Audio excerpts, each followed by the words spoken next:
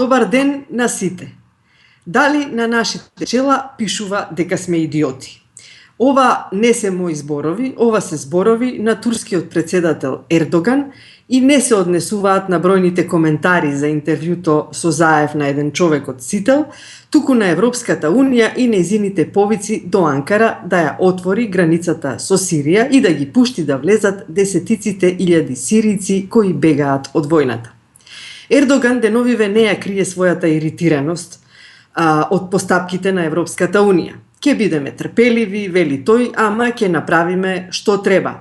Што мислите? Зошто автобусите и авионите се тука? Рече Ердоган, испраќајќи им порака на европејците. Ова не е прва закана упатена до Европа.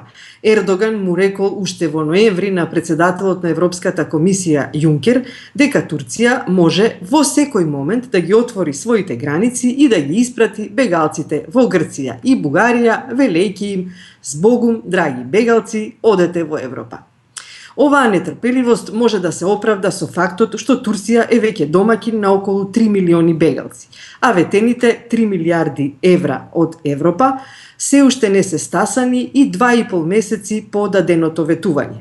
Европа тврди дека тие пари треба да одат директно кај бегалците, а не во турскиот буџет.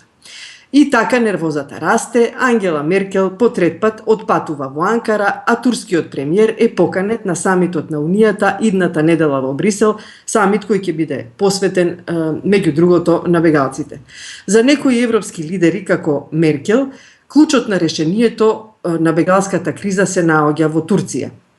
Холандија исто така, например, смета дека 250.000 бегалци треба од Европа да се вратат во Турција.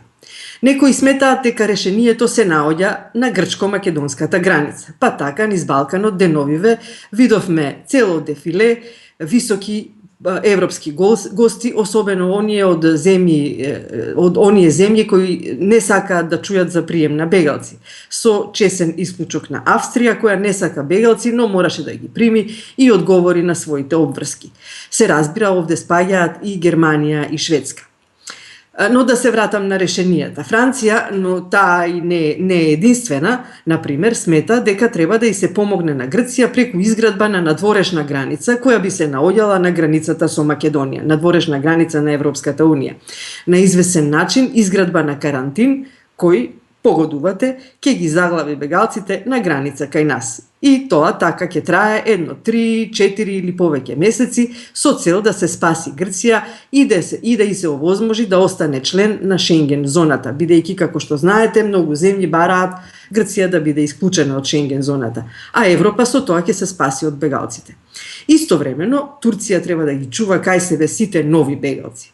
Ако ова се реализира, нема сомнение дека за тоа Македонија ќе добие многу пари. Најверојатно според строгите европски правила кои нема да дозволат парите да одат во македонскиот буџет. Туку ќе одат директно кај бегалците преку невладини организации, Фронтекс и така натаму. Но никој не дава одговор на прашањето зошто најголемиот број членки на Унијата негативно одговорија на барањето на Европската комисија за релокализација на бегалците од Грција и Италија. Неделава комисијата испрати подсетник до тие земји и им напиша: "Имате обврска да земете одреден број бегалци, таа одлука сами ја подпишавте уште во септември.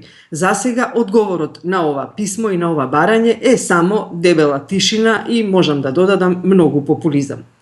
Но Европската комисија досека не кажа отворено дека го поддржува планот за карантин на нашата граница, освен на писмо на Јункер испратено на словенечкиот премиер Церар, кое што засега некако падна во заборав.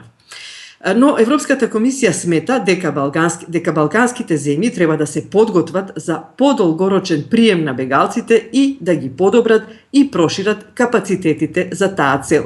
Тоа беше оваа недела кажано во Европската комисија од страна на комесарот за имиграција Аврамопулос.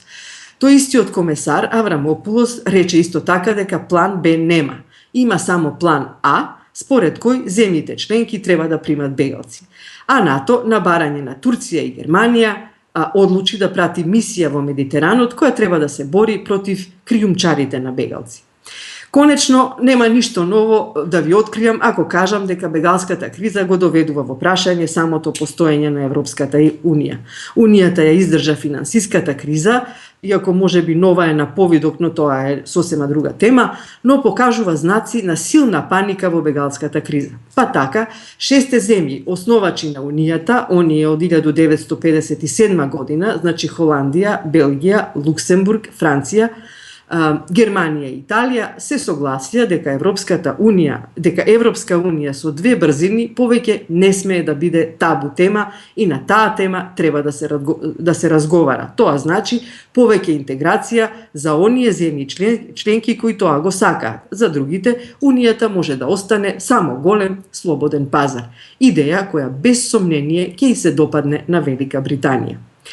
Велика Британија, која ќе биде заедно со бегалската криза тема на самитот на Унијата идната недела во Брисел. Па на таа тема, ако сакате, ќе зборуваме идната недела. Поздрав од дождливиот Брисел до сончаната Македонија.